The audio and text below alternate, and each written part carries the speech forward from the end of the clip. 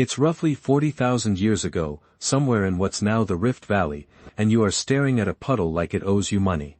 Green film on top. A weird sheen. Something dead floating near the edge. You have no Brita filter. No boil water advisory, scrolling across a phone screen. No little sticker on a bottle that says purified. Just your eyes, your nose, and a gut feeling standing between you and either a decent afternoon, or 3 days of the worst diarrhea of your short, brutal life. Somewhere on the other side of that puddle, a warthog is drinking happily. You watch it. You wait. You're basically running a taste test with your own intestines as the lab equipment. And there's no undo button. Stop. Think about how many times a day you drink water without a single thought. Coffee maker. Kitchen tap. Water fountain at work. Gym bottle refill station. You have consumed thousands upon thousands of gallons of water across your lifetime, and the number of times you seriously considered, will this specific glass of water kill me, is probably zero. That entire category of worry has been engineered out of your life, so completely that it doesn't even register as a thing that used to be a problem. It's like electricity, or antibiotics, invisible infrastructure, you only notice the one day it breaks. That's the actual question buried under all of this. How did ancient humans, with zero microbiology and zero lab coats, reliably figure out which water would keep them alive and which water would kill them? Here's the part that should stop you cold. Dirty water didn't just make ancient people sick sometimes. For most of human history, contaminated water was arguably a bigger day-to-day killer than predators, warfare, and childbirth combined. Once you add up the slow bleed of dysentery, cholera-like illnesses, and parasitic infections across a population over generations. We tend to picture cavemen worrying about saber-toothed cats. In reality, a bad decision at a stagnant pond probably ended more lives, more quietly, over more centuries, than any lion ever did. Water wasn't just a resource. It was a daily gamble with a body count nobody was keeping track of, because nobody understood why people were dying, only that certain waterholes seemed to be cursed. And it wasn't a gamble you got to opt out of. You couldn't just skip water for a few days until you found a better source. The way you might skip a sketchy-looking berry bush. Dehydration in hot climates can become dangerous within a day, and severe cases can turn fatal within 2 or 3. There's no fasting your way past that problem. No, I'll just wait it out. So the pressure was constant, immediate, and non-negotiable. Find water, drink water, and don't die from the water you just found. Every single day. For your entire life. For every human who ever lived before roughly the late 1800s.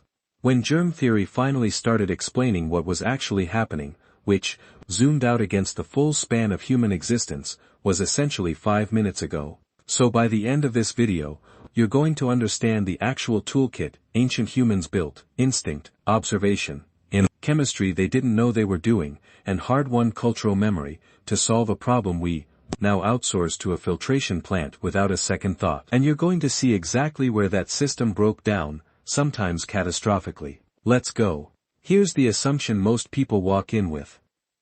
That ancient humans basically got lucky. That water safety before microbiology was just trial and error, a coin flip, survival of whoever didn't drink the bad puddle. We picture it like a slot machine, pull the lever, drink the water, hope for the best. And if you lost, well, tough luck, evolution in action. It's a tidy story. It fits the cavemen were basically idiots who got by on brute force. Narrative that pop culture has been selling us since the first caveman cartoon. Except that's not really the reality. The evidence that's come out of archaeology, ethnobotany, and comparative primatology over the last few decades paints a much weirder picture, one where humans were running a surprisingly sophisticated, multi-layered safety system millennia before anyone had heard the word pathogen. It wasn't guesswork.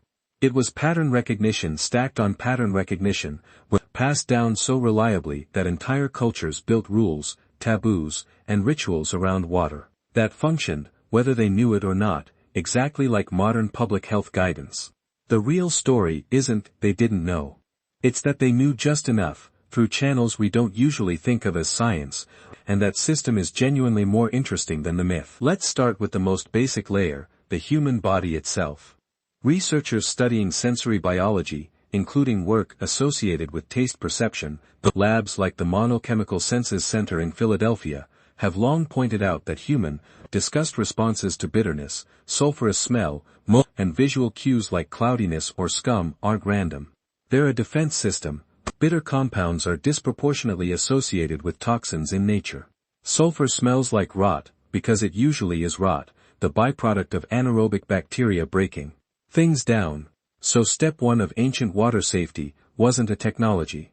It was a face. The exact face you make when you smell spoiled milk is, biologically speaking, tens of thousands of years old, and it was quite literally your ancestors' first line of defense. Not metaphorically, but literally, that reflex saved lives before anyone had a word for bacteria. But instinct alone doesn't explain everything, because plenty of dangerous water looks and smells totally fine. Cholera-causing water, for instance, can be crystal clear.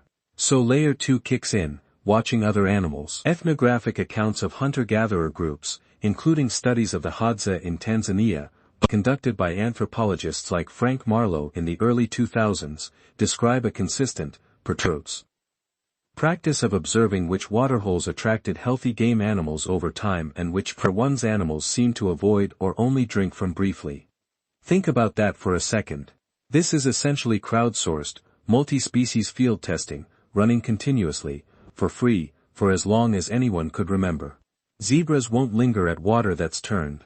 Birds won't nest near ground saturated with certain bacteria. Ancient humans functionally treated the entire local ecosystem as an early warning network. The prehistoric equivalent of a public health department. Except the health department was a herd of impala. Then there's a case that gets stranger the more you sit with it. Fermentation.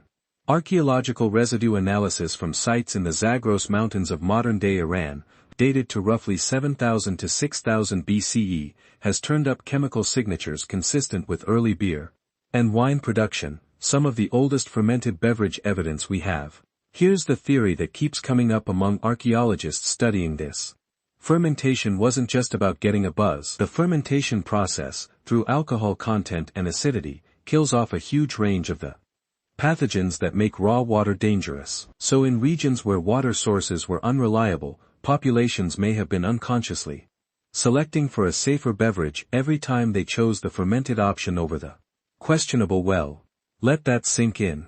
The origin of the bar might trace back, in part, to the origin of not dying of dysentery. Theory number 1 for how this knowledge spread: direct trial and painful error, passed down as oral rule. We don't drink from the still pond by the dead tree, repeated for generations until nobody remembered why, only that you didn't do it. Theory number 2, taboo and ritual as a delivery mechanism, anthropological work on water-related taboos in groups like Aboriginal Australian communities shows certain waterholes were labeled sacred or forbidden, off-limits except for specific rituals, which conveniently also meant they weren't used casually by everyone in the group, limiting exposure. Theory number 3, geological literacy, the ability to read landscape itself. Knowing that water emerging from rock, moving fast over stone, or bubbling up from a spring was statistically far safer than stagnant water sitting in the open, because movement and filtration through rock strip out a lot of what makes water dangerous. Before we get to that third one, it's worth pausing on how these theories actually reinforced each other rather than competing. A taboo around a cursed pool didn't need to come with an explanation to work, it just needed to stick. And it did stick, generation after generation, because the groups that ignored the taboo tended to have worse outcomes. Then outcomes have a way of quietly rewriting culture even when nobody's tracking the data. Anthropologists studying oral tradition durability, including comparative work by folklorist and historian Jan Vansina, on how practical knowledge survives inside stories, have noted that rules wrapped in supernatural consequence. The spirit of that well is angry, tend to survive intact, far longer than rules stated as plain advice. Because fear is a better preservative than logic. So in a strange way, superstition might have been the delivery vehicle, not the obstacle, for real epidemiological knowledge. That third theory deserves its own stop, because it might be the single biggest lever ancient humans pulled. Hydrogeological studies of natural filtration have shown that water passing through several feet of sand, gravel, or limestone can remove a significant percentage of bacterial and parasitic contamination, essentially nature's own version of a filter cartridge. Sites in the Levant, including features near Ein Gedi along the Dead Sea dated to the early Bronze Age, show early human settlements clustering tightly around spring-fed sources rather than nearby standing pools, even when the standing pools were closer and more convenient. Convenience lost to safety, consistently, across cultures that never spoke to each other. That's not coincidence. That's independently discovered best practice, showing up again and again like the world's slowest, most life-or-death game of great minds think alike. Now here's where it gets almost comedic in its practicality: boiling. We think of boiling water as a modern hack, something you learn from a camping guide. But charred residue and heat-cracked stone evidence from sites like Bruniquel Cave in France, and various Neanderthal-associated hearths, some dated to over 100,000 years ago, combined with evidence of stone boiling techniques, where hot rocks were dropped into water-filled containers, sometimes animal-hide pouches, shows that heating liquids is startlingly old technology. Did every group boil water specifically because they understood germ theory? Almost certainly not. But did boiling water for cooking, for tea-like infusions, for softening food, incidentally sterilize it? Every single time. Sometimes the safety mechanism wasn't the point. It was a side effect of something completely unrelated, discovered by accident and kept because it worked. The same way you might keep taking a lucky route to work having no idea it's actually just avoiding a pothole. And then there's the filtering itself, the deliberate kind. Ethnobotanical and archaeological work on water treatment methods among groups in the Sahel, and parts of sub-Saharan Africa, has documented the use of specific plant materials, including the seeds from the Moringa oleifera tree, ground, and added to cloudy water to cause suspended particles to clump and sink, clarifying it within minutes. Modern lab analysis, including studies published in the 2000s examining moringa's coagulant properties, confirms these seeds also carry mild antimicrobial compounds. So somewhere, at some point, someone noticed that a specific seed made muddy water go clear, and they kept doing it for reasons that had nothing to do with chemistry, and everything to do with results. Who needs a peer-reviewed paper when the water just works now? There's also a quieter kind of observation worth pulling apart on its own. Plant indicators.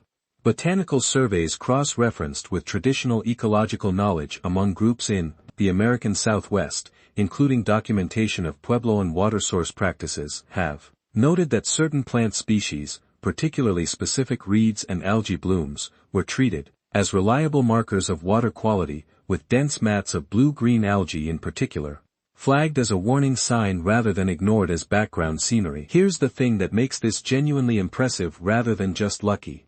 What we now call cyanobacteria, the organisms responsible for a lot of those blue-green blooms, can produce genuine neurotoxins and liver toxins in concentrated conditions.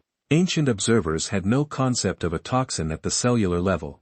They just noticed, over and over, across enough seasons, that the water with the thick green scum on top was the water that made people sick, and they built a rule out of the correlation without ever needing the mechanism. That's the prehistoric equivalent of writing working software without knowing what a computer chip actually does inside.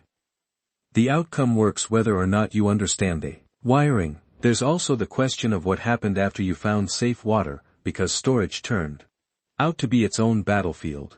Ceramic residue studies from sites in the Indus Valley, including material associated with settlements near Mohenjo-Daro dated to roughly 2500 BCE, show narrow-necked storage vessels becoming standard for drinking water specifically, as distinct from wider, open-mouth vessels used for washing or waste. That's not decorative preference. A narrow neck limits airborne contamination, cuts down evaporation, and, maybe most mattering, makes it physically awkward to dip a dirty hand or a used cup straight into your dear. Somebody, without a germ theory to their name, figured out that changing the shape of the container changed how sick your household got. That's not folklore. That's industrial design, solving a public health problem, 3,000 years before the phrase, Bremsat, existed. And then there's taste as a mineral detection system, Bren, which sounds almost too convenient to be true, except it holds up. Human taste receptors are unusually sensitive to dissolved salts and certain metallic compounds, sensitivity that researchers studying comparative taste physiology, including work summarized by evolutionary biologist Paul Breslin, have linked to a survival advantage in distinguishing safe mineral springs from water contaminated by decomposing organic matter, or dangerous mineral concentrations. Ever notice how off water tastes when something's wrong with it, even before you can say exactly what? That's not imagination. That's a several 100,000-year-old detection system, still fully installed and running in your mouth right now, quietly doing the same job it did for your ancestors at that puddle in the Rift Valley. There's one more layer that rarely gets mentioned, and it might be the most quietly brilliant of all: timing. Ethnographic and paleoclimate cross-reference studies of seasonal water use among groups, including the San peoples of the Kalahari, have documented deliberate scheduling, avoiding certain waterholes specifically during the hottest, stagnant months when bacterial growth peaks, and favoring them only right after seasonal rains flush the source clean. This wasn't a fixed rule like, never drink from the eastern pool. It was a rotating, calendar-based system, adjusted year to year based on rainfall, herd movement, and collective memory of who got sick last time and when. A couple of questions worth sitting with here. How do you build an accurate mental calendar without writing anything down? How do you track which specific week, 3 years running, correlated with an outbreak? When you have no numbers, no records, nothing but memory passed mouth to mouth around a fire. And how many generations of trial, error, and quiet grief did it take to get that calendar right? Let's zoom out for a second. Instinctive disgust responses. Cross-species observation. Ritual and taboo as accidental quarantine. Landscape literacy. Incidental sterilization through boiling. Deliberate plant-based filtration. Storage vessel design. Mineral taste detection. Seasonal scheduling. Stack all of that together and what you actually have is a layered, redundant safety system, not one clever trick, but 5 or 6 overlapping ones, each catching what the others might miss. Sound familiar? It should. That's structurally identical to how a modern municipal water treatment plant works. Multiple stages, multiple redundancies, so that if one fails, another catches the problem. Ancient humans built that. They just built it out of behavior, culture, and centuries of dead relatives instead of pipes and chlorine tanks. But here's where the story turns. Because this system, as clever as it was, had a brutal failure rate. And pretending otherwise would be dishonest. For every layer of protection ancient humans figured out, there were countless situations where the system simply couldn't catch what was coming. Skeletal and isotopic analysis from sites tied to early agricultural settlements, including work on Neolithic communities in the Fertile Crescent from around 8000 BCE, has linked the rise of permanent settlements near shared water sources to spikes in evidence consistent with gastrointestinal disease and childhood mortality. Because here's the trade-off nobody advertises. Settling down near reliable water meant you didn't have to keep moving to find clean sources anymore, but it also meant you were now drinking from, bathing in, and disposing of waste near the exact same water source, day after day, for your entire life, instead of leaving contaminated ground behind the way nomadic groups often could. Settling down solved one problem and quietly created another. The rise of civilization and the rise of chronic waterborne illness may be, uncomfortably, the same story told twice. And this is where you have to sit with something heavier. Entire communities were sometimes wiped down to a fraction of their population by outbreaks nobody could explain. Blamed on curses, on angry ancestors, on bad luck. When the actual culprit was a well that had been slowly, invisibly turning against them. Imagine watching people you love get sick and die in a pattern you can feel but can't name. No germ theory, no way to trace it back to the water everyone trusted. Just funerals and fear and a growing, wordless suspicion pointed at the wrong things. That's not a fun fact. That's generations of grief built on a knowledge gap nobody could close, because the tools to close it, microscopes, germ theory, the epidemiology, were still thousands of years away. It gets darker still when you consider who paid the steepest price inside that gap. Bioarchaeological studies of infant and child skeletal remains from Neolithic and early day Bronze Age burial sites, including comparative mortality work across European farming settlements, consistently show the youngest members of a community absorbing the worst of waterborne illness, dehydration and gastrointestinal disease disproportionately claiming children before the age of 5. Adults who'd survived childhood exposure often carried partial immunity from repeated low-level contact with local pathogens.